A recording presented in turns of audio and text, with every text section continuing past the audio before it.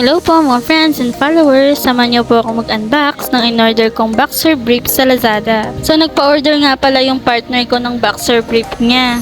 At itong napili ko para sa kanya. Napakaganda kasi sa picture. Tignan natin kung maganda rin sa personal.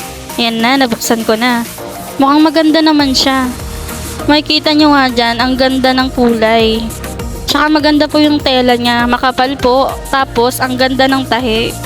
Makikita nyo dyan, may etiketa siya na bench. Ayan. Tapos ang ganda ng tahi niya. Iba-iba yung kulay na binigay. Kaya natuwa talaga ako. Kasi assorted siya. Tapos yung garter niya, ang ganda rin. Malambot at very stretchable din po pala yung tela niya. Kaya siguradong magiging komportable ang partner ko sa pagsuot nito. Nabili ko nga pala to ng 137 pesos.